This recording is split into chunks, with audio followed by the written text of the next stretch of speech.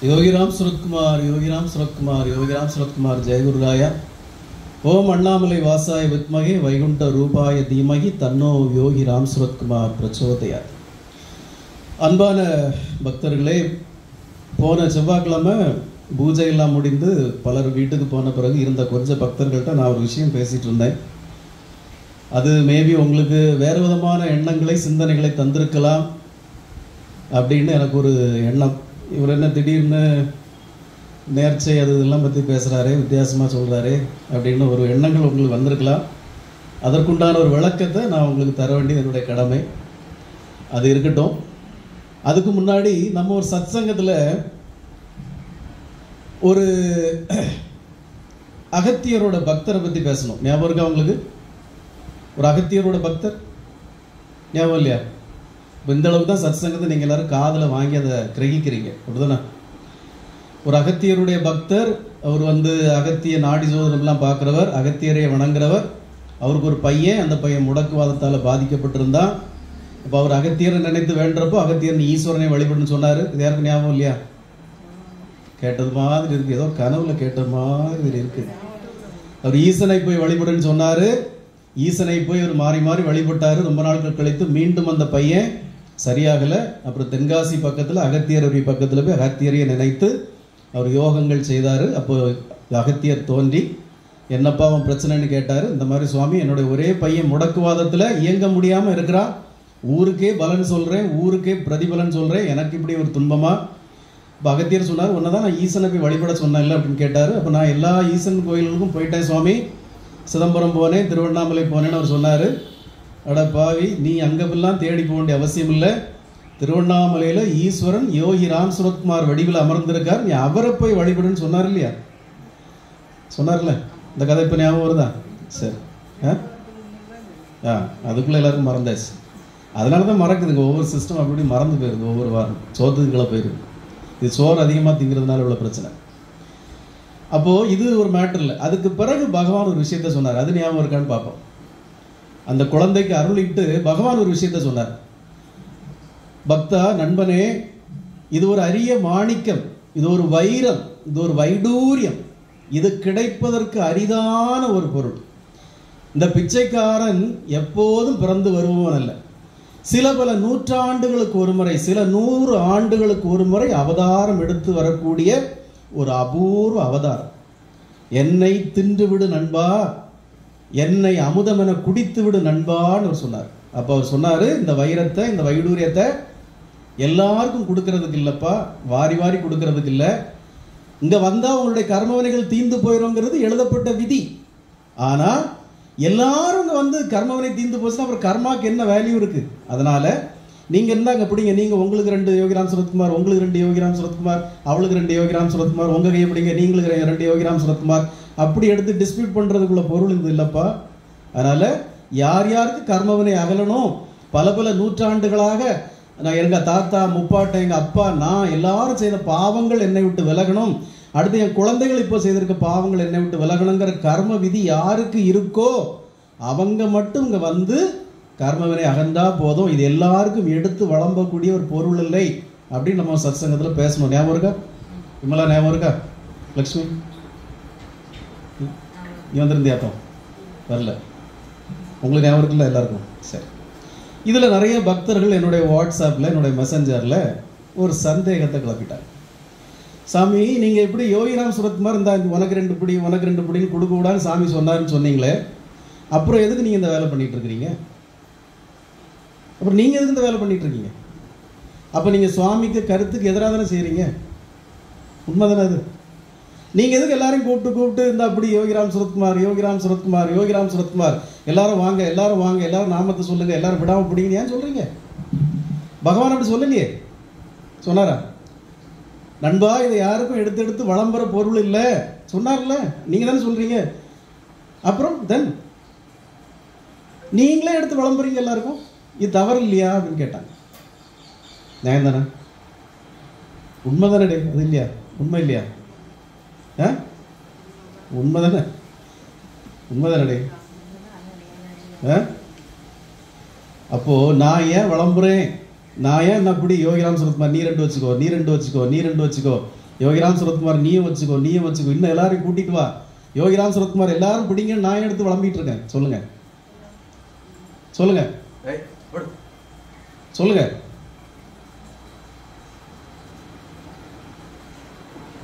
பகவானே சொல்லிட்டார், இது எதுக்கும் வளம்புற பொருள் இல்லப்பா, யாருக்கு கர்மவினை அகலணும்னு பலன் இருக்கும் அவங்க மட்டும் வந்தாங்கன்னு சொல்லியிருக்காருல்ல.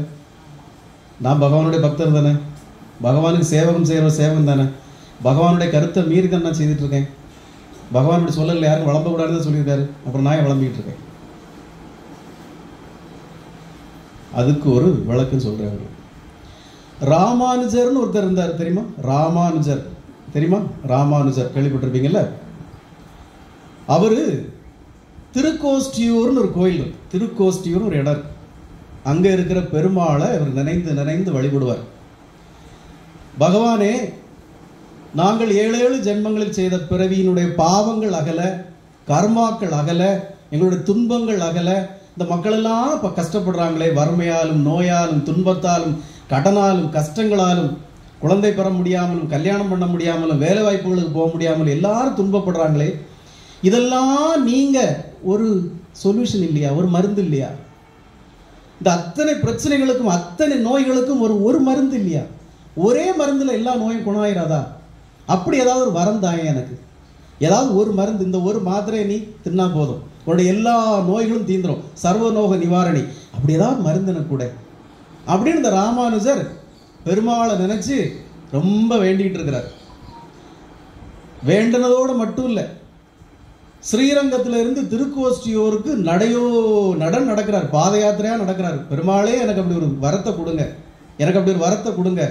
உண்ணா நோன்பு இருக்கிறாரு, உருண்டு கொடுக்கிறாரு, தினமும் பெருமாளையே வேண்டாரு. ஸ்ரீரங்கத்திலிருந்து திருக்கோஷ்டியூருக்கு ஒரு தடவை 2 தடவை இல்லை, 18 முறை திருக்கோஷ்டியூருக்கு அலைஞ்சார் பகவான்கிட்ட. பெருமாள் சொன்னாரு, ஒவ்வொரு தடவையும் உனக்கு இன்னும் முதிர்ச்சி வரல, உனக்கு இன்னும் முதிர்ச்சி வரல, போயிட்டு வாப்பா, போயிட்டு வாப்பா, போப்பா போப்பா, இடத்த காலி பண்ணல, காத்து வரட்டும் போ, உனக்கு இன்னும் அதுக்குள்ள பாக்கியம் வரல. எல்லாரும் உன்னிப்பா கவனிக்கணும், பாப்பா வாயை பார்க்கறது இல்லை. பெருமாள் ஒவ்வொரு தடவை திரும்பி இருக்கிட்டார், உனக்கு இன்னும் பக்குவம் வரலப்பா, போயிட்டு வா, போயிட்டு வா. 18 முறை இங்கிருந்து திருக்கோஷ்டியூருக்கு அலைந்த பிறகு ஒரு நாள் பகவான் மனம் இறங்குறார். மனம் இறங்கி அந்த ராமானுஜருக்கு, வாப்பா நீ ரொம்ப பாவமா இருக்கிற, ரொம்ப கஷ்டப்படுற, என்ன நினைச்சு ரொம்ப போராடுற, ரொம்ப துன்பப்படுற, சரி உன்னுடைய பக்தியை மெச்சி நீ இவ்வளவு பாடாப்பட்டு கஷ்டப்பட்டு வந்ததுக்காக அந்த தாரக மந்திரத்தை நான் உனக்கு சொல்றேன். இந்த மந்திரத்தை சொன்னா உங்களுக்கு நீ கேட்ட எல்லா கர்ம வினைகளும், எல்லா துன்பங்களும், எல்லா துயரங்களும், எல்லாம் உங்க முப்பிறவி பாவங்கள் எல்லாம் அகன்று போயிடும் அப்படின்னு ராமானுஜருக்கு அந்த மந்திரத்தை சொல்ல துவங்கினார். சொல்ல துவங்குறப்போ ராமானுஜர்கிட்ட திருக்கோஷ்டியூர் நம்பி ஒரு கோரிக்கை வச்சார். இது உன்னுடைய விடாமுயற்சியால, உன்னுடைய பக்தியால, உன்னுடைய பயபக்தியால, நீ எனக்கு செய்த சேவைகளால, நீ 18 முறை திருக்கோஷ்டியூருக்கு அலையோ அல்ல அலைஞ்சதால நான் உன்னுடைய பக்தியை பாராட்டி உனக்கு இந்த வரத்தை நான் தரேன், இந்த நாமத்தை தரேன். இதை நீ யாருக்கும் எளிதா எடுத்து வளம்பிடக்கூடாது. ஐயோ இவன் பாவம், அவன் பாவம், அவன் கஷ்டப்படுறான், இவன் கஷ்டப்படுறான், இந்த நீயும் வச்சுக்கோ, நீயும் வச்சுக்கோ, நீயும் வச்சுக்கோன்னு யாருக்கும் சொல்றதுக்கு இல்லை. இது உனக்கு மட்டும் நான் அருளிய வரம். பிகாஸ் உன்னுடைய பக்தியை நான் மெச்சு உனக்கு மட்டும் நான் தரேன். இதை வேற யாருக்கும் நீ எடுத்து வளம்பக்கூடாது. வளம்பினால், அப்படி என் பேச்சை மீறி நீ யாருக்காவது இந்த நாமத்தை நீ சொன்னால், ரொம்ப கஷ்டப்படுறாங்களே, பாவமா இருக்கே, ரொம்ப துன்பப்படுறாங்களே, அவங்களும் நல்லா இருக்கட்டும் நீ சொன்னால் உனக்கு இந்த நாமத்தினுடைய மகிமை பலிக்காது, நீ நரகத்திற்கு போவாய் அப்படின்னு சொல்லிட்டார். சம்மதமான்னு கேட்டார் ராமானுஜர். சம்மதம் சாமி, நான் யாருக்கும் சொல்ல மாட்டேன், யாருக்கும் சொல்ல மாட்டேன், சொல்லுங்க சாமி. திருக்கோஷ்டியூர் நம்பி ஓம் நமோ நாராயணாய அப்படிங்கிற மந்திரத்தை அவருக்கு உபதேசம் பண்ணார். இந்த மந்திரத்தை விடாம நீ சொல்லு, உனக்கு எல்லா துன்பங்களும் அகலுனார். ரொம்ப நன்றி சாமி சொல்லிட்டீங்கல்ல, இந்த வாரம் அப்படின்னு ஓடி கிட்டு ஓடி போனார். திருக்கோஷ்டியூர் கோபுரத்துக்கு மேலே ஏறினார். எல்லா ஜனங்களையும் கூப்பிட்டாரு, எல்லாம் ஓடி வாங்க, ஓடி வாங்க, யாருக்கெல்லாம் வேணும் ஓடி வாங்க, ஓடி வாங்க, ஓடி வாங்க, உங்கள் துன்பங்கள் அகல, துயரங்கள் அகல, உங்கள் கர்மவினைகள் அகல, பகவான் எனக்கு ஒரு நாமத்தை சொல்லியிருக்காரு, இது எல்லாரும் கேட்டு உடனே சொல்லுங்க, உங்க கஷ்டங்கள்லாம் அகன்று போயிடும் சொல்லி அந்த கோபுரத்துக்கு மேலே ஏறி நின்று எல்லாரையும் கூப்பிட்டு ஓம் நமோ நாராயணாங்கிற நாமத்தை எல்லாரும் விடாம சொல்லுங்க, உங்க துன்பங்கள் அகன்று போயிடும்னார். எல்லாருக்கும் பயங்கர சந்தோஷம். நாம் விரதம் இருக்காமல் பக்தி செலுத்தாமல் ஒன்றுமே பண்ணாமல் இலவசமாக அந்த நாமம் நமக்கு கிடச்சிக்கிட்டேன்னு எல்லாம் சந்தோஷமாக போனாங்க. திருக்கோஷ்டியூர் நம்பி அவரை கூப்பிட்டாரு, இங்கே வாடா படுக்காளி பாயலை, நீ பாவம் இவ்வளோ பக்தியாக இருந்தியே, இவ்வளோ கஷ்டப்பட்டியேன்னு சொல்லி நான் உனக்கு இந்த நாமத்தை வரமாக தந்தேன். உன்ட்டு தரச்சில் என்ன சொன்னேன், இது யாருக்கும் சொல்லக்கூடாது, சொன்னால் நீ நரகத்துக்கு போகணுன்னு சொன்னே இல்லையா, பிறகு நீ ஒத்துக்கிட்டு தானே வாங்கினேன், பிறகு எதுக்கு இப்போ எல்லாரையும் கூப்பிட்டு சொன்னேன். இப்போ ராமானுஜர் சொன்னார், நான் நரகத்துக்கு போனாலும் பிரச்சனை இல்லை, எனக்கு இந்த நாமம் பலிக்காமல் போனாலும் பிரச்சனை இல்லை, உம்மகிட்ட நான் வாக்கு தந்த மாதிரி நான் நரகத்துக்கே போயிடுறேன், ஒன்றும் பிரச்சனை இல்லை. ஆனால் இதை கேட்ட எல்லாரும் சொர்க்கத்துக்கு போட்டேன், நான் நரகத்துக்கு போகிறேன், எனக்கு ஒன்றும் பிரச்சனை இல்லை. ஆனால் இந்த நாமத்தை சொல்கிற ஒவ்வொருத்தனும் அவன் சொர்க்கத்துக்கு போட்டு நான் நரகத்துக்கு போகிறேன் அவங்களுக்காக அப்படின்னு ராமானுஜர் சொன்ன உடனே திருக்கோஷ்டியூர் நம்பி சொன்னார், பாத்தியா என்னம்மா பேசுகிற நீ, சரி பொழைச்சி போ, எல்லாரும் சொல்கிற நாமத்திலையும் உனக்கு பாதி பலன் கிடைக்கும் போ அப்படின்ட்டார். பொதுவான எண்ணத்தோடு நீ இருந்ததுனால, சுயநலமாக இல்லாதனால, யார் யார் ஓம் நமோ நாராயணான்னு சொல்கிறாங்களோ அதில் உள்ள பாதி பலனும் உனக்கு கிடைக்கும் போ, நீ மோட்சத்துக்கு போ அப்படின்ட்டார். இதை மனதில் கொண்டு நீங்கள் சொல்கிறதுல பாதி எனக்கு வருங்கிற சிந்தனையாலாம் சொல்லலை. பகவான் ஒரு வேளையில் இப்படி இப்படி எடுத்து இறைக்கிறானேன்னு அவர் என் மேலே கோவப்பட்டாலும் நீங்கள்லாம் கஷ்டப்படாமல் துன்பப்படாமல் துயரப்படாமல் வாழ்க்கையில் நல்லா வந்துருங்க. இதன் மூலமாக எனக்கு ஒரு நரகம் கிடைச்சாலும் எனக்கு ஒன்றும் பிரச்சனை இல்லை. புரியுதா? இந்த நாமத்தை எடுத்து சொன்னதுனால எனக்கு ஒரு வேளையில் பகவான் எனக்கு நரகத்தை தந்தாலும் எனக்கு அதை பற்றி கவலை இல்லை. நீங்கள் எல்லாரும் என்னைக்கு ஒரு சிவகுமார் சாமி நமக்கு இதெல்லாம் சொன்னால் நம்ம வாழ்க்கையில் ப்ளசண்ட்டாக இருக்கிறோம், பீஸ்ஃபுல்லாக இருக்கிறோங்கிற சிந்தனையோடு இருந்தால் போதும். அப்போ இதனால தான் நம்ம யோகிராம் சுரத்குமாரை பிடி, நீ ரெண்டு பிடிச்சி இந்த வச்சுக்கோ இந்த வச்சுக்கோ இந்த வச்சுக்கோன்னு எல்லாருக்கும் பகவான் யோகிராம் சுரத்குமாரையும் யோகிராம் சுரத் நாமத்தையும் எடுத்து உலகறையை விளம்புறோம். உங்களுக்கு மட்டும் இல்லை, அடுத்த 10 ஆண்டுகளில் ஒரு 10 கோடி பேருக்காவது பகவானை கொண்டு சேர்க்கணுங்கிற தீராத வெறியில் தான் அலைஞ்சிட்டு இருக்கிறோம். ஒருவேளை பகவான் அது வேண்டான்னு தான் நினைக்கிறாரோ, இவன் எடுத்து வளம்பிக்கிட்டே தெரியறானே, வேண்டான்னு நினைக்கிறாருன்னு தெரியல. நாளுக்கு நாள் எனக்கு பல சோதனைகளையும் துன்பங்களையும் தந்துக்கிட்டு தான் இருக்கிறார்.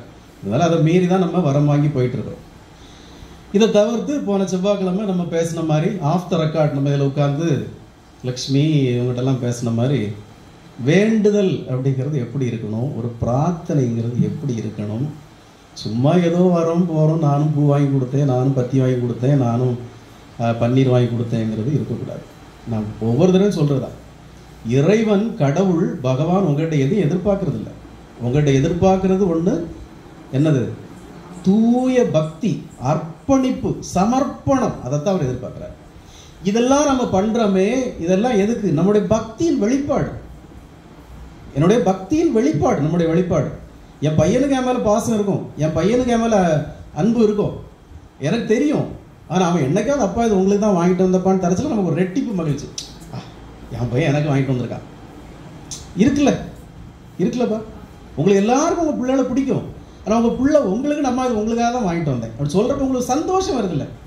நீங்கள் அதை திருப்பி உங்கள் பிள்ளைகிட்ட தான் கொடுக்க போகிறீங்க. சரிப்பா நீயே வச்சு சாப்பிடு, எனக்கு சந்தோஷம், எனக்கு வேண்டாம் நீ சாப்பிடு. ஆனால் உங்களுக்கு அது சந்தோஷம் வருதில்ல. அதே தான் பகவான் செய்யலாம். உங்களுடைய அன்பின் வெளிப்பாடு. இதை எதையும் ஒரு சாப்பிட்றது இல்லை, ஏற்றுக்கிறார். எல்லாத்தையும் வலிச்சு பிறகு நாம தான் திங்க போகிறோம், இப்படி திங்க போகிறோம். ஆனால் பகவான் அந்த அன்பின் வெளிப்பாடு அவர் ஏற்றுக்கிறார். அப்போ அந்த உங்களுடைய வேண்டுதல், உங்களுடைய பிரார்த்தனை எப்படி இருக்கணும்னு நான் அன்னைக்கு சொன்னேன். அப்போ நீங்கள் ஒரு வேளையில் இவர் வேறு எதுக்கும் ஆசைப்படுறாரோ அப்படின்னு நீங்கள் நினச்சிடக்கூடாதுல்ல. அதுக்காக நடந்த ஒரு சம்பவத்தை நான் உங்களுக்கு சொல்ல வேண்டியது என்னுடைய கடமை. குருவாயூரில், கேரளாவில் குருவாயூர் தெரியுமில்ல, அவளுக்கு தெரியும், உங்களுக்குலாம் தெரியுமில்ல. குருவாயூரில் ஒரு நீ வந்திருக்கல குருவாயூர், அப்புறம் என்ன குருவாயூர் அப்பளம் வாங்கி தரல, எனக்கு சண்டை போட்டல நீ. அப்புறம் காரில் சண்டை போட்டுட்டு இருந்தல, குருவாயூர் அப்பளம் வாங்கி தரல அப்படின்ட்டு. குருவாயூரில் ஒரு வயதானா ஒரு 50-60 வயசுக்குள்ளே இருக்கக்கூடிய ஒரு வயதான பிச்சைக்காரன் ஒருத்தன் பிச்சை எடுத்துகிட்டு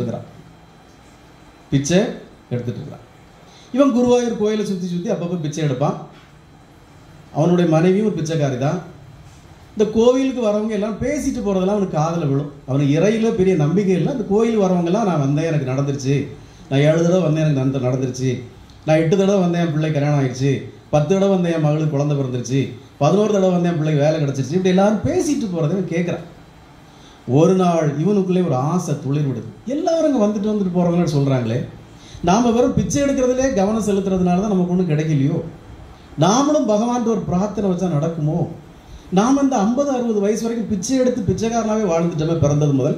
அப்போ நாம ஏன் குருவாயூரப்பன்ட்ட ஒரு பிரார்த்தனை வைக்கக்கூடாது அப்படின்னு ஒரு நாள் ஆசைப்பட்டு நேராக கோயிலுக்குள்ளே அவனை விட மாட்டாங்க. கோயிலுக்கு முன்னாடி வந்துன்னு பகவான்கிட்ட வேண்டான். குருவாயூரப்பா, കരുണാമൂർത്തിയെ, ഞാൻ ജനിച്ചത് മുതൽ ഇങ്ങനെയാണ് ഞാൻ തിരിയുന്നത്.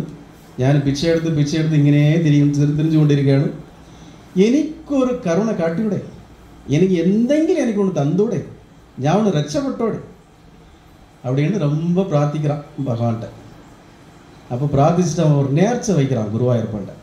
குருவாയൂരപ്പ, എൻ്റെ പ്രാർത്ഥന ഫലിച്ചെങ്കിൽ, നിങ്ങൾ മനസ്സിലെങ്കിൽ എനിക്ക് എന്തെങ്കിലും തന്നെങ്കിൽ ഞാൻ നിങ്ങൾക്ക് വേണ്ടിയിട്ട് തീർത്ഥം തരാം. തീർത്ഥം ഉണ്ടാകുന്നത് பிச்சைக்காரன் அவன் லெவலில் பிரார்த்தனை வைக்கிறான். நான் இடைக்கு எடை தீர்த்தம் தரேன் அப்படின்னு அவன் பிரார்த்தனை வைக்கிறான் குருவாயூரப்பன்ட்ட. வச்சுட்டு அவன் போயிட்டான். எனக்கு மட்டும் என்ன நீ கோடீஸ்வரன் ஆக்கு, உனக்கு நான் இடைக்கு எடை நான் வந்து உனக்கு தீர்த்தம் தரேன்ட்டு போயிட்டான். அப்படியே குருவாயூர் பஸ் ஸ்டாண்டில் போய் ஒரு நாள் பிச்சை எடுத்துகிட்டு இருக்கிறான். ஒரு கம்யூனிஸ்டுக்காரன், கடவுள் நம்பிக்கை இல்லாதவன் ஒருத்தன் ஒரு லாட்ரி சீட்டு வாங்கினான். 10 கோடி ரூபாய்க்கு ஒரு லாட்ரி சீட்டை வாங்கிக்கிட்டு வேகமாக பஸ்ஸில் ஏறினவே இந்த லாட்ரி டிக்கெட்டை கீழே விட்டுட்டான். இந்த பிச்சைக்காரன் அந்த பஸ்ஸு புறப்பட்டு போனோன்னு இந்த லாட்ரி டிக்கெட்டை கையில் எடுத்து வச்சுருந்தான். வாங்கினவன் போயிட்டான். அவனுக்கு கடவுள் நம்பிக்கை இல்லாதவன், கம்யூனிஸ்ட்வாதி. இந்த பிச்சைக்காரனுக்கு ஒரு நாள் அந்த 10 கோடி ரூபாய் அடிச்சிட்டு லாட்ரி. ஷீபாவுக்கு சிரிப்பு வருது, அவளுக்கு சிரிப்பு வருது. 10 கோடி ரூபாய் லாட்ரி அடிச்சிட்டு பிச்சைக்காரனுக்கு. அவன் அடைஞ்ச சந்தோஷத்துக்கு அளவே இல்லை. ஆஹா, குருவாயூரப்பன் என்னை ரட்சிச்சு, குருவாயூரப்பன் என்னை காப்பாற்றிட்டார். 10 கோடி ரூபாய்க்கு நான் அதிபதி, டாக்ஸ் போக எப்படி எனக்கு ஒரு 8 கோடி ரூபாய் தான் என் கையில் கிடைக்கும் அப்படின்னு வீட்டுக்கு போனான். பொண்டாட்டிக்கு தேவையானதெல்லாம் வாங்கி கொடுத்தான், அவனுக்கு தேவையானதெல்லாம் வாங்கினான். அழுக்கு வேஷ்டியெல்லாம் மாற்றி பட்டு வேஷ்டியெல்லாம் கட்டிக்கிட்டான். இனி குருவாயூரப்பனுக்கு தீர்த்தம் காணிக்கா கொடுக்கணுமே, இடைக்கு இடை தீர்த்தம் கொடுக்கறதுக்காக பட்டு வேஷ்டியெல்லாம் கட்டி பொண்டாட்டியும் கூட்டிட்டு, அவளும் பிச்சைக்காரி தான், இப்போ பணக்காரி ஆகிட்டா. தீர்த்தம் கொடுக்கறதுக்காக, துலாபரம் கொடுக்கறதுக்காக போகிறான். பட்டு வேஷ்டியை கட்டிட்டு போகிறப்ப நினைக்கிறான் வீட்டில் இருந்து, இனி போய் தீர்த்தத்தை கொடுத்தா யார் என்ன நினைப்பாங்க? தீர்த்தத்தை கொடுத்தா யார் என்ன நினைப்பாங்க?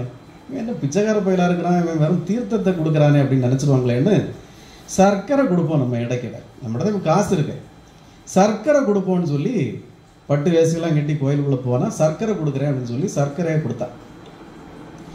அப்போ இவன் துலாபரத்தில் ஏறி உட்காரன்ல ஒரு பக்கம், இந்த பிச்சைக்காரனுக்கு பொண்டாட்டி பழைய நினப்பிலே இருக்கிறான். இவன் பட்டு வேஷ்டியை கட்டிட்டு அந்த தராசில் ஏறி இருந்தான்னா அழுக்கு ஆகுமே, அதில் அந்த பட்டு வேஷ்டியை அவுத்துக்கிட்டு நீ அழுக்கு வேஷ்டியை கட்டிட்டு அதில் உட்காரு, கீழே இறங்கினவர் பட்டு வேஷ்டியை தரேன் கட்டிக்கலாம், அழுக்காகாது உனக்கு அப்படின்னு ஒரு பழைய வேஷ்டியை கொடுக்குறான். இவன் கோயிலுக்குள்ளே நின்று வேஷ்டியை மாற்றிக்கிட்டு ஒரு அழுக்கு வேஷ்டியை கட்டிட்டு துலாபரத்தில் ஏறி இருந்தான். சர்க்கரையை கிலோவாக எடுத்து வைக்கிறாங்க. துலாபரம் ஒரு பக்கம் தாடுற மாதிரி இல்லை. அப்புறம் மூட்டை மூட்டையாக தூக்கி வைக்கிறாங்க. அப்போவும் துலாபரம் தாடுற மாதிரி இல்லை. என்னம்மா என்னது? அப்போ கேரளாவில் என்ன பழக்கம்னா, இந்த மாதிரி தராசு தாழ்ந்து போகலைன்னா அவங்கள நம்பூதிரியை கூப்பிடுவாங்க. நம்பூதிரியை கூப்பிட்டாங்க. நம்பூதிரி வந்தார். அவர் தான் இதுக்கு ஒரு ரெமெடி சொல்லணும். அவர் கேட்டார், நீ என்ன நேர்ச்சை பண்ணியிருந்த, உண்மையிலே சர்க்கரை தான் நேர்ந்திருந்தியா அப்படின்னு கேட்டார். அப்போ பிச்சைக்காரன் சொன்னால், இல்லை சாமி, நான் சர்க்கரை நேரலை, தீர்த்தம் தான் அர்ப்பணிக்கிறதா நான் நேர்ந்திருந்தேன். இப்போ எனக்கு கொஞ்சம் கேவலமாக இருக்குது, தீர்த்தத்தை எப்படி அர்ப்பணிக்கிறேன்னு கொஞ்சம் கேவலமாக இருக்குது, அதனால் நான் வந்து சர்க்கரையை வச்சேன் அப்படின்னா. பரவாயில்ல, நீ என்ன நேர்ச்சை வச்சியோ அதை தான் பகவானுக்கு நீ அர்ப்பணிக்கணும். சரி, தீர்த்தத்தை கொண்டு வாங்கன்னு தீர்த்தத்தை வச்சாங்க. தராசு அப்படி கொஞ்சம் வந்தது, நார்மல் ஆகலை. ஏன்னா தீர்த்தம் தானே நேர்ந்தான், அப்புறம் ஏன் நம்ம வச்சது தராசு வந்து நார்மல் ஆகலை அப்படின்னு திரும்பவும் அவங்களுக்கு ஒரு சந்தேகம். இப்போ அவர் கேட்குறாரு, வேற ஏதாவது நீ நேர்ந்திருந்தியாப்பா, இல்லை இது ஒன்று தானா, வேற ஏதாவது நேர்ந்திருந்தியா? இல்லையே, இது ஒன்று தான் நேர்ந்தேன் சாமி. அப்படியா, இப்போ ஏன் தாரல? சரி, வேற ஏதாவது மாற்றங்கள் செய்தியா இங்கே வந்த பிறகு அப்படின்னா? ஆமாம் சாமி, ஒரு பட்டு வேஷ்டி கட்டிட்டு வந்தேன், என் பொண்டாட்டி அதை உருவிட்டு ஒரு அழுக்கு வேஷ்டியை கட்டி விட்டுட்டா அப்படின்னா. கோயிலுக்குள்ளே வந்த பிறகு, நேர்ச்சைக்குன்னு வந்த பிறகு எதையும் மாற்றக்கூடாது. நீ எப்படி வந்தியோ அதுவாகவே அர்ப்பணிச்சுட்டு வெளியே போகும். வேஷ்டியை மாற்றிட்டு வாடினார். பொண்டாட்டி வேறு மனசே இல்லாமல் அந்த பட்டு வேஷ்டியை கொடுத்தா. கட்டிட்டு உட்கார்ந்தான். தராசு மரப்பாயிடுச்சு. குருவாயூரப்பன் ஏற்றுக்கிட்டார். இந்த காரணத்தை வச்சு தான் நம்ம போன வாரம் சொன்னோம், ஒரு நேர்ச்சைங்கிறது எப்படி இருக்கும். எனக்கு இது கிடைத்தால், பகவானே எனக்கு இது கிடைத்தால் தான் நான் வந்து நல்லா இருக்க முடியும், எனக்கு நீங்கள் உதவி பண்ணுங்கன்னா, அப்போ உங்களுடைய வேண்டுதல் என்னவா இருக்கணும்? கிடைச்சதும் நான் வீடு கட்டுவேன், கிடைச்சதும் அதை செய்வேன், கிடைச்சதும் என் மகளுக்கு ஒரு கல்யாணம் பண்ணுவேன், அப்படி நினைக்கக்கூடாது. முதல் பிரார்த்தனை பகவானுக்கானதாக இருக்கணும். அப்போ தான் அது தள்ளி போகாத உடனே நடக்கும். இது நடந்தது குருவாயூரில், அவளுக்கு தெரியும் நினைக்கிறேன். படிச்சிருக்கீங்களா அது? அப்போது இது ஒரு பகவானுக்கான பிரார்த்தனை இப்படி தான் இருக்கணும். பகவான் இதை உங்கள்கிட்ட இருந்து வாங்கி அவர் தீர்த்தத்தை வாங்கி என்ன பண்ண போகிறார், இல்லை சர்க்கரை வாங்கி என்ன பண்ண போகிறார்? குருவாயூரில் இன்னொரு அதிசயம் கூட நடக்கும். இந்த கோவிலில் குருவாயூரில் என்ன பிரசாதம் ஸ்பெஷல்? பால் பாயாசம். இந்த பால் பாயாசம் லிட்டராக காய்ப்பாங்க. எவ்வளோ லிட்டர் காய்ப்பாங்க? எவ்வளோ லிட்டர் காய்ப்பாங்கடே? 1000 கணக்கில் லிட்டர் பால் பாயசம் காய்ப்பாங்க. 1000 கணக்கில் லிட்டர் பால் பாயசம் காய்ச்சா அதுக்கு எவ்வளோ சர்க்கரை போடணும், போட்டு காய்ப்பாங்க. அப்போ அந்த பால் பாயசம் காய்ச்சி எடுக்கிறதுக்கு குறைஞ்சது 8-10 மணி நேரம் ஆகும்ல. பால் 1000 லிட்டர் காய்ச்சி வரணும்னா 8-10 மணி நேரம் ஆகும்ல. ஆனால் அங்கே குருவாயூர் பால் பாயசத்தில் நீங்கள் நினைக்கிற மாதிரி எந்த இன்க்ரீடியன்ஸும் போட மாட்டாங்க. ஏலக்காயோ இல்லை இது எதுவும் போட மாட்டாங்க. சர்க்கரையை போட்டு பால் பாயசத்தை காய்ச்சி வச்சுருவாங்க. அதுவும் குருவாயூரப்பன் கருணையினால் 1000 லிட்டர் பால் பாயசமும் 1.5 மணி நேரத்துலேருந்து 2 மணி நேரத்துக்குள்ளே காய்ச்சிடுவாங்க. 2 மணி நேரத்துக்குள்ளே பால் பாயசத்தை காய்ச்சிடுவாங்க. இந்த பால் பாயசத்தை கொண்டு பகவானுக்கு படைக்கிறப்போ நீங்கள் பாயசத்தில் என்னென்ன இன்க்ரீடியன்ஸ் எல்லாம் போடுவீங்களோ அந்த வாசனை எல்லாம் வரும். ஏலக்காய் வாசனை வரும், கிராம்பு வாசனை வரும், எல்லா வாசனையும் வரும். குருவாயூரப்பன் சாதாரணமான ஒரு அவதாரம் இல்லை. கேரளாவே தூக்கி காப்பாற்றிட்டு இருக்கிற 2 சாமி தான். ஒன்று சபரிமலை ஐயப்பன், ஒன்று குருவாயூரப்பன்.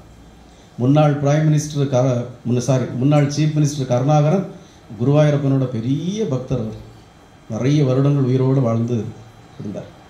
இதை போல் உங்களுடைய பக்தி பரிபூர்ணமாக இருக்கணும், உங்களுடைய வேண்டுதல் பரிபூர்ணமாக இருக்கணும். இதை வச்சு நீங்கள் பண்ணுறதை வச்சோ நீங்கள் கொடுக்குறத வச்சு பகவான் ஒன்றும் செய்ய போகிறதில்ல. ஆனால் நீங்கள் எந்த அளவுக்கு பகவானை மதிக்கிறீங்க அப்படிங்கிறது. இப்போ நானே என் ஸ்டாஃப்கள்கிட்ட ஒன்று தான் சொல்வேன், நீ வேலை செய்யாமல் எனக்கு பற்றி பிரச்சனை இல்லை, முதல்ல நான் சொல்கிறத நீ கேட்கணும். This is what I want. நான் சொல்கிறத நீ கேட்கலன்னு வை, அதுக்கப்புறம் நான் மனுஷனாக இருக்க மாட்டேன். ஒரு சினிமாவில் கேட்ட மாதிரி இப்போ என்ன வேறு மாமாவை மாறிடுவியா அப்படின்னு கேட்ட மாதிரி நம்ம ஒரு வேறு ரூபமாக மாறிடுவோம். நீ வேலை செய்யாமல் எனக்கு அது 2வது தான். நான் சொல்கிறத நீ முதல்ல கேளு. இதுதான் பகவானுக்கு. நாம் பகவானை எந்த அளவு மதிக்கிறோங்கிறதான் முதல்ல மஸ்ட். அந்த மதிக்கிறதோட இதுதான் நம்ம காணிக்கை செலுத்துறது, இல்லைன்னா காணிக்கை நேர்ச்சை பண்ணிக்கிறது, இந்த மாதிரி அபிஷேகங்களை ஆராதனை பண்ணுறது. அப்போ வேண்டுதல்கள் எப்படி இருக்கணுங்கிறது புரிஞ்சுக்கிட்டீங்களே. இப்போ பகவான் மீது வேண்டுதல்களும் பிரார்த்தனைகளும் எப்படி இருக்கணும்னு நீங்கள் புரிஞ்சுக்கணும். சரியா? இனி வரும் காலங்களில் உங்களுடைய பிரார்த்தனைக்கு நீங்கள் எந்தெந்த மாதிரி பிரார்த்தனை பண்ணணும், எந்தெந்த மாதிரி அபிஷேகம் பண்ணணும், எந்தெந்த மாதிரி ஆராதனை பண்ணணும், கடவுள்கிட்ட வந்தால் நம்ம வேறு சிந்தனைகளே இருக்கக்கூடாது. தயவுசெய்து இனிமேலாம் நீங்கள் சைலண்ட் மோடில் போட்டுருங்க மொபைலை. நான் வரல என்னத்தையோ ஒரு பாட்டை வச்சுருக்கா, அவர் அந்த பாட்டு ஓன்னு 10 ஊரு கேட்குது, கத்துது கிடந்து. ஷீபா வச்சுக்கலாம், அவர் டாக்டரு ஆஸ்பத்திரியிலேருந்து அவர் எமர்ஜென்சி கூப்பிடுவாங்களேன்னு வச்சுக்கலாம். உங்களுக்குலாம் என்ன எமர்ஜென்சி? எவனா கூப்பிட்டு திட்ட தான் கூப்பிடுவான். அதை கொஞ்சம் சைலண்ட் மோடில் போட்டு வச்சா என்ன? லக்ஷ்மி வீட்டில் இருந்தால் யாரும் எமர்ஜென்சி ஒரு கூப்பிட்டுடலாம். அவங்க லேசாக கொஞ்சம் சவுண்டையாவது குறைச்சி வைங்க, வால்யூம் ரிங் வால்யூமையாவது கொஞ்சம் குறைச்சி வைங்க. சரியா? அப்போ எல்லாரும் பகவான் இறைவனை சாதாரணமாக நினைக்காம, அவர் தான் நம்மளுடைய லாஸ்ட் எண்டு, கடைசி அர்த்தம். எல்லாத்தையும் பார்த்துட்டு கடைசியில் பகவான்கிட்ட வந்திருக்கோம். அப்போ அந்த பகவான்கிட்ட நம்ம எப்படி இறை உணர்வோடு இருக்கணும் அப்படிங்கிறது. பகவானை பற்றி இன்னும் வருஷ கணக்கில் பேசலாம், அவ்வளோ சம்பவங்கள் பகவானுக்கு இருக்குது. இன்றைக்கி ஏகப்பட்ட டாபிக் நினச்சேன், நான் டைம் இல்லாததுனால இந்த 2 இதோடு நிறுத்திக்கலாம். பகவானுடைய ஒவ்வொரு கருணை உங்கள்கிட்ட நிறைவாக இருக்குது. நீங்களே இப்போ இந்த மலர் அபிஷேகம் பண்ணி பிரார்த்தனை பண்ணோன்னு அவர் குரல் கொடுத்தார், நான் ஏற்றுக்கிட்டேன் அப்படின்னு. இந்த மாதிரி வேறு எங்கேயுமே நீங்கள் கேட்க முடியாது. சத்தியமாக நான் சொல்கிறேன், வேறு எங்கேயுமே எனக்கு பேர் சொல்ல விரும்பலை. எங்கேயுமே நீங்கள் இந்த மாதிரி ஒரு துடிப்பாக பகவான் உங்களுக்கு உடனே உங்களுக்கு ஒரு இது தரது. இப்போ கொஞ்சம் முன்னாடி பகவானை பற்றி குருவாயூரப்பனை பேசுகிறதுக்கு முன்னாடி பகவானை பற்றி பேசிகிட்டு இருக்கப்போ எவ்வளவு பட்டர்ஃப்ளையும் ஃப்ளைஸும் அதில் பறந்துட்டு நீங்கள் பார்த்துப்பீங்க. குருவாயூரப்பனுக்கு சாப்டர் மாறணும்னு அவர் பறக்கலை. அதே தான் நீங்கள் கவனிக்கணும். எப்போவுமே பகவான் பரிபூர்ணமாக அந்த யோகி ராம் சரத்குமார் நாம பிரச்சார குடியில் இருக்கிறார். இருக்கிற எல்லாருக்கும் நினைக்கிறவங்க வர்றவங்க எல்லாருக்கும் பகவான் நல்லதே செய்வார். அடுத்த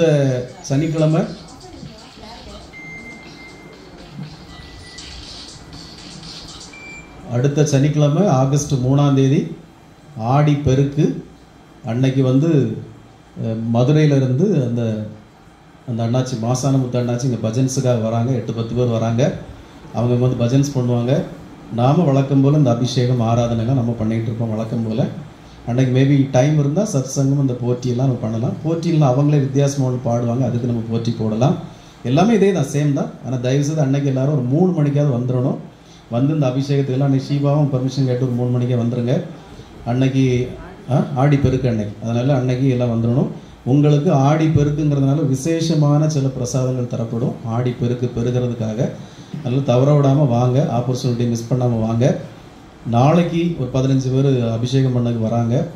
நான் குறிப்பாக லக்ஷ்மியும் விமலாவையும் லதாவையும் பிரதீபாவையும் கூப்பிட்ருக்கேன்.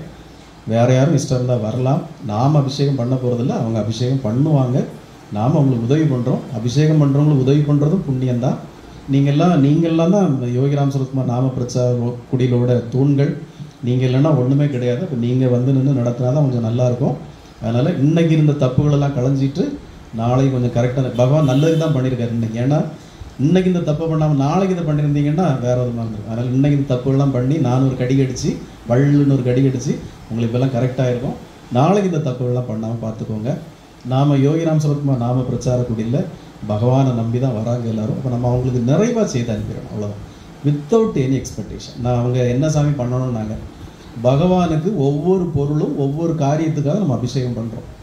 இப்போ இது மாவு, பச்சரிசி மாவு பண்ணுறோன்னா அது பால் ஒரு விஷயத்துக்கு, தேன் ஒரு விஷயத்துக்கு, பஞ்சாமிரதம் ஒரு விஷயத்துக்கு பண்ணுறோம். உங்களுக்கு எது பண்ணணும்னு நினைக்கிறீங்களோ அதை நீங்களே வாங்கிட்டு வந்துடுங்க. இங்கே ஒன்றும் தேவையில்லை. நாம் எதுக்கு நம்ம இப்போ பஞ்சாமிரதம் மட்டும் பண்ணணும்னா it will take some time. அதனால் அது மட்டும் வேண்டாம். அதனால் நீங்கள் வேறு என்னெல்லாம் வாங்கணுமோ வாங்கிட்டு வந்துடுங்க. நீங்கள் என்ன வாங்கிட்டு வரீங்களோ அதை வச்சு நம்ம அபிஷேகம் பண்ணிக்குவோம். நான் சொல்லிட்டேன். அதனால் அவங்க என்னெல்லாம் வாங்கணுமோ லிஸ்ட்டு கொடுத்துருக்கேன், அவங்க வாங்கிட்டு வருவாங்க. அதை வச்சு நம்ம பண்ணி கொடுத்துருவோம். அவ்வளோ வேறு ஒன்றும் அவங்க காசு தரணுன்னா பணம் தரணுன்னா அதெல்லாம் ஒன்றுமே கிடையாது. வந்து பகவானுடைய அருளை நிறைய அவங்க பெற்றுட்டு போட்டோம். என்னைக்குனாலும் அந்த 15 பேர், அந்த 5 குடும்பமாக 6 குடும்பமாக வராங்க. என்னைக்குனாலும் நாங்கள் எப்படி சரக்கலுலைக்கு போகணும், நாகர்கோவிலுக்கு போகணும், பகவான் யோகிராம் சுரத்குமார் நாம பிரச்சார குடிலுக்கு போகணும், நல்லா இருக்கும்னு சொல்லணும். ஒரு பகவானுடைய ஒரு பரம பக்தர், அவர் முன்னாடி ஒரு சித்தர் கூட அவர் ஒரு 20 வருஷமாக பழக்கம். ரொம்ப வயதில் பெரிய ஒரு மூத்த மகளுக்கு கல்யாணம் முடிஞ்சிருச்சு, இன்னும் 2 குழந்தைங்க இருக்குது. மூத்த மகளுக்கு ஒரு பேர பிள்ளையும் பிறந்தாச்சு. அவர் பகவானுடைய பரம பக்தர். கன்னியாகுமரிக்கு ஒரு 20 தடவை வந்திருப்பார். அந்த அவருக்கு ஒரு நட்புல இருந்த ஒரு குரு நம்மளை மாதிரி ஒரு குரு சித்தர் ஒருத்தர் குரு இருந்தார். அவர் கூடவே தான் சுற்றுவார். அப்புறம் அவர் மறைஞ்சிட்டார். ஒரு 20 வருஷம் அவர் கூட நட்பில் இருந்தார், அவர் மறைஞ்சிட்டார். அப்போ இவர் பகவான் போயிட்டார், அந்த சித்தர் குரு போயிட்டாரே அப்படின்னு இவருக்கு ரொம்ப வருத்தம், ரொம்ப மனசு உடைஞ்சு போய் அந்த சித்தர் போன பிறகு, அந்த குரு போன பிறகு ஒரு வாழ்க்கையில் 1-2 கசப்பான சம்பவங்கள்லாம் நடந்து ரொம்ப கவலையில் இருந்தார். அப்போது நம்மளுடைய தொடர்பு கிடச்சி நம்மகிட்ட அப்பப்போ பேசிகிட்டு இருப்பார். பேசிட்டு எனக்கு வந்து பிரார்த்தனை பண்ணுங்க சாமியெல்லாம் சொல்லிட்டு இருப்பார். ஒரு நாள் தற்செயல் அவர் திருவண்ணாமலையில், பகவானுடைய பெரிய பக்தர், திருவண்ணாமலைக்கு போயிருக்காரு. வாவுக்கார் திருவண்ணாமலைக்கு போயிருக்கார். திருவண்ணாமலைக்கு போனப்போ அங்கே இவர் ஒரு நாளும் ஜோசியெல்லாம் பார்க்க மாட்டார். திருவண்ணாமலையில் அந்த ரத வீதியில் ஒரு இடத்துல ஜோசியம் பார்க்கப்படும் அப்படின்னு எழுதி போட்டிருக்கு. அப்போது அந்த ஜோசியன்கிட்ட போய் சும்மா கேட்கலாமே, நமக்கு ஒன்றுமே சரியில்லாமல் இருக்கே இப்போ அப்படின்ட்டு ஜோசியன்கிட்ட போய் இவர் வந்து ஜோசியம் கேட்க போகிறாரு. அந்த ஜோசியம் எல்லாம் எடுத்த உடனே சொல்லியிருக்காப்புல, நீ முதல்ல நாகர்கோயிலுக்கு போ, வாழ்க்கையில் எல்லாமே மாறிடும். இவர் ஏற்கனவே நம்ம நாம பிரச்சார குடிலுக்கு வரணும்னு சொல்லிட்டு இருந்தார். இப்போ நான் கூட சொன்னேன், நீங்கள் வரதா இருந்தால் சொல்லுங்கள், நானே உங்களை வர வச்சு திருப்பி அனுப்பி விட்றேன், வேறு இதை பற்றி யோசிக்க வேண்டாம், நீங்கள் வந்து சாமி கும்பிட்டு போங்க, நல்லா இருங்க, அவ்வளோதான் அப்படின்னு. ஜோசியக்காரன் கரெக்டாக நீங்கள் நாகர்கோயிலுக்கு போங்க, உங்களுக்கு எல்லாம் மாறிடும்னு சொல்லுவாங்க. அவருக்கு சந்தோஷம் தாங்கலை. ஒரு கடைசியாக ஒரு 3 நாளைக்கு முன்னாடி எனக்கு ஃபோன் பண்ணி பேசுகிறார், சாமி நான் இவ்வளோ நாளும் குரு போயிட்டாரே நான் நினச்சிட்டு இருந்தேன், இப்போ நீங்கள் எனக்கு குருவாக வந்திருக்கீங்க, உங்கள்கிட்ட பேச பகவான் ஏதோ ஒரு காரியத்துக்காக தான் உங்கள்கிட்ட என்ன அறிமுகப்படுத்தியிருக்காரு பாருங்கள். கரெக்டாக அந்த ஜோசியக்காரன் நீ நாகர்கோயிலுக்கு போ, எல்லாம் மாறும்னு சொல்கிறான். நானே மனசுக்குள்ளே உங்களை நேரில் வந்து சந்திக்கணும், இந்த நாம பிரச்சார குடிலுக்கு வரணும்னு பல நாள் நினச்சிக்கணும், எனக்கு வர முடியல. அப்போ இன்னைக்கு பகவானாவே திருவண்ணாமலைக்கு போய் நான் பகவான் யோகிராம் சுரத்குமாரை வணங்கிக்கிட்டு வெளியே வந்து நான் அந்த ஜோசியன்கிட்ட போகவும் பகவானே எனக்கு உத்தரவு தந்த மாதிரி, நீ நாகர்கோயிலுக்கு போ, எல்லாம் சரியாகும். நீங்கள் நல்லா புரிஞ்சுக்கணும், கன்னியாகுமரிக்கு போ, அங்கே போன்னு சொல்ல, நீ நாகர்கோயிலுக்கு போ, உனக்கு எல்லாம் சரியாகும்னு சொன்னதுனால எனக்கு இது பகவானே தந்த உத்தரவு, நீ நாகர்கோயிலுக்கு போ, யோகிராம் சுரத்குமார் நாம பிரச்சார குடிலுக்கு போ, எல்லாமே சரியாகும்னு சொன்ன மாதிரி நான் புரிஞ்சுக்கிட்டேன். நீங்கள் தான் என்னுடைய குரு அப்படின்னு சொல்லி அவர் ரொம்ப நெகிழ்ந்து போயிட்டார். எனக்கு என்ன சந்தோஷம்னா, பகவான் இந்த அளவு ஒரு அனுகூலமாக இருக்கிறாரே, இந்த அளவுக்கு நல்ல ஒரு பக்தர்கள் மேலே கருணையாக இங்கே இருக்கிறாரே, அதுக்கு நான் முதல்ல ஒர்த்தாக இருக்கிறேனா, கரெக்டாக இருக்கிறேனா அப்படின்னு சொல்லி தான் நான் என்ன எப்போவுமே திங்க் பண்ணுவேன். சரி, அதனால் நான் சில பல மாற்றங்களை நான் பண்ணிகிட்டு இருக்கிறேன். அது ரொம்ப கூர்ந்து கவனித்தவங்களுக்கு தெரியும். சரி, பகவான் இவ்வளோ அனுகூலமாக இருக்கிறச்சில பகவான் மட்டும்தான் அங்கே இருக்கணும், வேறு எதுவுமே இங்கே இருக்கக்கூடாது அப்படிங்கிற ஒரு முடிவில் பகவான் இன்னும் நிறைவாக, இன்னும் 100க்கு 110% இந்த இடத்துல நிறைவாக இருந்த அரசாட்சி புரியணும். அவர் வரக்கூடிய பக்தர்களுக்கு எல்லாம் இன்னும் இன்னும் இன்னும் கருணைகளை மேலும் மேலும் வாரி வழங்கணும். இந்த அளவுக்கு ஒரு துடிப்பாக எல்லாருக்கும் சொல்கிறேன், நாகர்கோயிலுக்கு போகணும்னு சொல்கிற அளவுக்கு இது இருக்கிறாரு துடிப்பாக. இப்போ அதுக்கு நான் பாத்திரமாக இருக்கணும். அவருக்கு ஒரு சேவகனா, அவருக்கு ஒரு வேலைக்காரனா, அவருக்கு பாதத்தை கழுவி குடிக்கிற ஒரு பரிகாரியை நான் இருக்கணுங்கிறத எனக்கு ஒரே ஆசை. அதனால் பல மாற்றங்களை கொஞ்சம் கொஞ்சமாக செய்துட்டு இருக்கிறேன். இன்னும் பல மாற்றங்களை செய்து பகவானை இன்னும் இங்கேயே உட்கார்ந்து அரசாட்சி செய்யும்படியாக எனக்கு இருத்தணுங்கிறது எனக்கு ஒரு ஆசை. பக்தர்கள் யார் வந்தாலும் நிறைவாக செல்லணுங்கிறது நம்முடைய ஆசை. பகவான் அதை செய்வார், நம்பிக்கை இருக்குது. அது நீங்களும் உணர்ந்துருப்பீங்க ஒவ்வொரு காரியங்கள்லையும். அதனால் பகவானுக்கு நம்ம பயந்து பணிவிட செய்யணும். இதெல்லாம் நம்ம பண்ணு அப்படி சொல்ல, அதை அர்ப்பணிக்கணும். ஒவ்வொன்றும் ஒரு புஷ்பமாக அதை அர்ப்பணிக்கணும், ஒரு தீர்த்தமாக அதை அர்ப்பணிக்கணும், ஒரு அபிஷேகமாக அதை அர்ப்பணிக்கணும். அர்ப்பணம் பண்ணுறோம். அதை நம்ம அந்த அர்ப்பணம் பண்ணுறப்ப தான் நம்முடைய கர்மவினைகள் எல்லாம் களைந்து நமக்கு எல்லாம் நல்லதை செய்வார் பகவான். புரிஞ்சுக்கிட்டீங்கல்ல? யோகிராம் சுரத்குமார், யோகிராம் சுரத்குமார், யோகிராம் சுரத்குமார். ஜெயகுருராயா. ஓம் அண்ணாமலை வாசாய வித்மகே வைகுண்ட ரூபாய தீமகி தன்னோ யோகி ராம் சுரத்குமார் பிரச்சோதயார். பகவானை எல்லாருக்கும் நல்லதை வழங்கணும், அருளும் வளமும் நலமும் வழங்கி சிறப்போடு வாழ வைக்கணும் பகவானை. யோகிராம் சுரத்குமார். ஜெயகுருராயா.